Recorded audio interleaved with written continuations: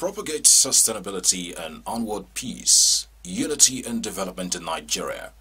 The Nzuko Umunna and Core Federalist Initiative on Monday, the 19th of November 2018, held the maiden edition of its program, Handshake Across Nigeria, with a lecture themed Nigeria Beyond Oil. The event was held at the Shell Hall, Muson Center, Onikon, Lagos. The Handshake Across Nigeria Summit is aimed at gathering component regions of Nigeria together in order to make them work for the common good of the nation. Various stakeholders were brought together to interact and, more importantly, deliberate on various commitments on the restructuring agenda, which has been a burning issue for some time now in the country. Dignitaries who graced the maiden edition of the summit were General Ike Nwachukwu retired, who was the chairman of the occasion. Professor Wale Soyinka was the keynote speaker. Other guests were the President General Ohaneze Ndigbo, Chief John Nwodo. Alhaji Abbas Mohammed Dalhato represented the Emir of Kano, His Royal Majesty Muhammadu Sanusi II. Professor Yima Sen represented Professor Ango Abdullahi of the Northern Elders Forum. The President, Middle Belt Forum, Dr. Pogu Bitrus. The Administrator, Core Federalist, Yinka Odumaki. Ambassador Dr. Tokumba Wolowadosumu. Veteran musician, Onyeka Owenu. Students, as well as other stakeholders. The event commenced with the opening prayer, after which the national anthem was sang. In the welcome address, General Ike Nwachukwu retired, chairman of the occasion, expressed gratitude to the organizers of the event for giving him the opportunity to chair the unique occasion. General Ike Nwachukwu retired said, as the 2019 general election draws closer, the preservation of Nigeria's unity in diversity should not be undermined. He added that while some countries have been able to harness the benefits of their diversity, Nigeria is still yet to see the inherent advantages. He, however, commended the organizers for the initiative to constructively interrogate the political elites on their plans, programs and policies for the country before, during and after elections, particularly as regards their commitment to restructure Nigeria. The preservation of Nigeria's unity in diversity, her cultures, her different linguistics and religious faiths and sects, and its sovereignty is, to my mind, paramount. People might differ in their understanding, conditions, and methodologies of achieving this, but the corporate existence of Nigeria as a nation and its survival is work in progress. While some countries have been able to admirably harness their diversities to immense advantages, ours threw up mixed results. As a nation, we have operated in fits and starts. Like a candle in the wind, our ways are uncertain, but such that our collective destiny as a people flutters. Our common agreed principles, but towards the promotion of peace, the unity, progress, and to promote the intensification of resource generation, but from non-oil sector, whereupon federating units of Nigeria shall be free to generate and utilize their resources for the common good. I thank you. This was immediately followed by the keynote address by Professor Wale Soyinka, who said, handshakes are meant to bring out the best in us if we believe in the principles of forgiveness, which is a virtue that all must possess. He further spoke on the different types of handshakes and what they represent. Professor Wale Soyinka also spoke on the importance of the autonomy of states. He said states should be given the ultimate power to control their resources, to drive development. He ended by calling on the youth to take up challenges to make that needed change in the nation. A handshake is a symbolic gesture between human beings, and there are many kinds of handshakes. the conveners live in a country where you have what they call the high five. It's a gesture of solidarity. And in other societies, other climes, the gesture of a handshake is actually rubbing noses. And then there are also secret Masonic handshakes, which you don't see what's going on, but already communication, message of solidarity is already passed through. And there are other handshakes which bring out the best in all of us, at least if we believe in the principle of forgiveness. We saw one not so long ago, which makes some of us embarrassed, we non-believers. We saw what should have been, what a few weeks before would have been unthinkable to many Nigerians. We saw the handshake of forgiveness. And we asked ourselves, what on earth is going on here? Forgiveness is a virtue, we know that. But some acts of forgiveness are more mystifying than illuminating. Still, hands across the nation, hands clasped towards the presumed abode of the Almighty, therefore the Almighty being called to witness. And we saw those who normally would be considered implacable enemies for eternity, flanked by people of God on either side. So what we're looking at, in fact, is not just a handshake across the nation, but a handshake across history. Thank you very much. Next was a brief remark by Alhaji Abbas Muhammad Dalhatu, who represented the Emir of Kano, His Royal Majesty Muhammadu Sanusi II. He praised Professor Wale Soyinka for a well-delivered lecture and said he was going to take a lot of positives back to the northern part of the country.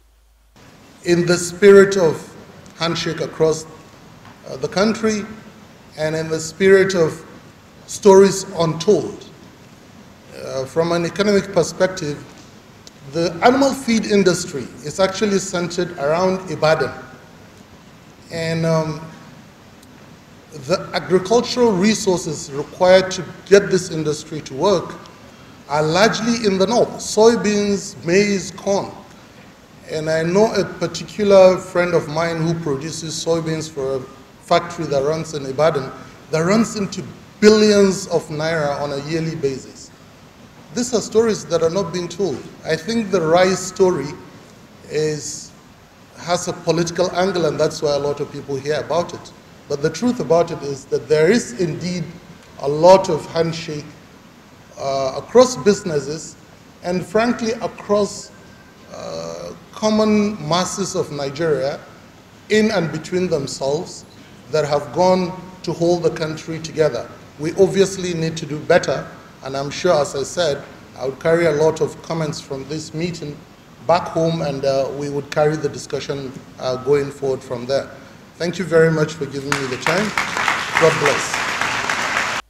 This was immediately followed by the remarks of different presidential candidates from different political parties who aired their views on the way forward towards having a better and greater Nigeria. The President General Ohanes Ndibo, Chief John Wodo, in his remarks said, a model based on sharing of government revenue must give way to a new structure that will challenge and drive productivity in different regions across the country. Adding that this new model must take into account that factors driving productivity in today's world are no longer driven by fossil oil, but the proliferation of a knowledge-based economy. Chief John Wodo said the restructuring of Nigeria into smaller and independent federated units and the devolution of powers to these federating units are the only ways to salvage our economy. According to Fitch ratings, something that Kingsley will understand better, Nigeria's gross debts are 320% of its annual revenue, one of the highest in the world. On the 7th of November last year, Moody's Investment Service downgraded Nigeria's sovereign issuer rating to B2, citing their rationale as largely unsuccessful efforts of Nigerian authorities to increase non-oil revenue and persistent key structural weaknesses. The federal government has on 2 occasions in the recent past released bailout funds to enable state governments to meet their recurrent expenditure requirements. Only about 9 states in Nigeria, namely Lagos, Kano, Enugu, Edo, Delta, Abia, Rivers, Anambra, and Para, have their internally generated revenue sufficient enough to cover their interest repayments on their debts without depending on allocations from federally collected revenue. This, it will be cheap. So in a few years, everyone in this planet will have access to a worldwide medicine module nearly for free. The future is already here. Mr. Chairman, Nigeria beyond oil must contemplate implementation of the following urgent measures. 1, restructuring of the Federation. This restructuring must give us legislative independence of federating units for exclusive legislative matters. Sovereignty of mineral and oil resources to the federating units. Direct responsibility for education, health, agriculture, works, and environment for the federating units. A radical revision of curriculum from primary to university education to help us relate to the new world order in human capital development. 3, a painstaking resolve to support all electoral processes and candidates that will bring about this change. 4, a sustained campaign like this one through workshops, conferences, and classroom discussions that will democratize this knowledge, and sustain the feeling of a national emergency to bring about the needed change. Thank you for your kind attention. Next were goodwill messages by distinguished guests, who also gave brief remarks on the topic of discourse. Restructuring is not a philosophy. Restructuring is to restructure to federalism. Simple. It's either unitary or federal. And as we're having a unity form of government now, we can't go back to federalism without restructuring the system. Simple. And as one of the speakers said, because that's my very able president of our nation, this country became so confused after the 1966 revolution. We have been peaceful, and as we treated it, they are going to deny the constitution our founding fathers gave us is federal. The constitution given us by Dr. Nnamdi Azikiwe, the Sardana of Sokoto, Chief of Perfect Awolowo, is strictly federal. How can you say restructure is to divide the country? If you don't restructure, the country will break. Yes. The only thing to keep this country together in peace is to restructure to federalism. Thank you. It is impossible to be in a country where you don't change or restructure. No country develops like that. Now, I want to end my comments here by saying that this handshake of history, have we actually learned from the histories of other people in the world? What have we learned from Somalia? What have we learned from Rwanda? What have we learned from Ghana? What have we learned from Morocco? Morocco just yesterday launched the fastest train in Africa. Is there anything to learn from them? Let us take away this Nigerian elite smugness. When we think that we are better than other African countries and we know everything. We don't. We must be scientific and we must take away that arrogance that we know. No, we don't. We must listen to our people to find out what they want before we apply our so-called knowledge. Because science and technology are already there. Some of the most important inventions in history have already taken place. In fact, we are so far behind that we need to begin to think about some of the issues. We are so far behind. We don't even have the capacity to learn from good or bad practices because of our arrogance. So let us learn from the experience of other countries. Let us learn from history.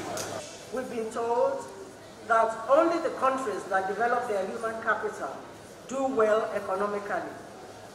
And we've been told that the future is going to belong to people who train their children, who teach their children to be innovative. The future is going to belong to technology. So what we didn't hear here is that by 2025, I don't know whether anyone has mentioned it, countries in Europe and America are going to ban vehicles with engines that use fossil fuel. In other words, engines that use petrol or diesel. And what that's going to mean is that the global consumption of oil, which today stands at about 8 million barrels a day, is going to go down to 1 million barrels a day. 2025 is just 7 years away, less than 7 years away. So what does that mean for Nigeria? From now on, we need a leadership that understands and appreciates the problems, the challenges that we face. We need a leadership that is forward-looking. We need a leadership that is knowledgeable. Not only that, as we go into elections, we need to know what the issues are. And as we've heard here today, the issue, for me, the issue is restructuring and restructuring and restructuring. Thereafter was the declaration and signing of the Article of Faith, delivered by Dr. Uju Agomo. The article was to ensure a common agreed principle geared towards the promotion of peace, unity, and progress in Nigeria. To facilitate the realization of the above, we hereby adopt the following. 1. Guarantee the independence of the federating unit to establish laws, policies, and processes to tax goods, services, and assets, as well as the right to utilize revenues realized from these towards meeting the needs of the federating unit. 2. Develop and implement laws and policies relating to law enforcement, including the enforcement which is aimed at promoting compliance of all the laws and policies established by the federating unit in relation to resource generation and protection of lives and properties of persons within their respective jurisdiction. 3. Reform the civil service towards promoting its efficiency, results-oriented performance, which will also aim at improving the staff conditions of service. 4. Promote a more efficient system of governance by designating the federal government with the direct legislative powers in relation to accounts, offices, courts, and authorities thereof, including audits of the accounts, implementation of treaties and enforcement in relation to only the items stated below. All other items shall require the State Assembly of the Federating Unit to waive part or all of its direct legislative powers in relation to the items to the federal government in the exercise of the federal government jurisdiction. Support, proclaim, disseminate the principles and indeed the spirit behind this article of faith. We hope that you will accept it and also to commit to this principle, and may God bless each and every one of us. The article of faith will be endorsed by those who are in the high table, and these will be further be translated to all the political parties, and then we will request them to indicate their position in relation to the content of this article of faith. May God bless you all. May God bless Nigeria. With that aspect fully settled, the vote of thanks was said by Chief Charles Odunukwe, and it brought the ceremony to an end. From BISCON Communications, We congratulate the coordinator of Nzuko Munna, Mr. Ngozi Joseph Odumuko, and his entire team on the successful hosting of the maiden edition of Handshake across Nigeria.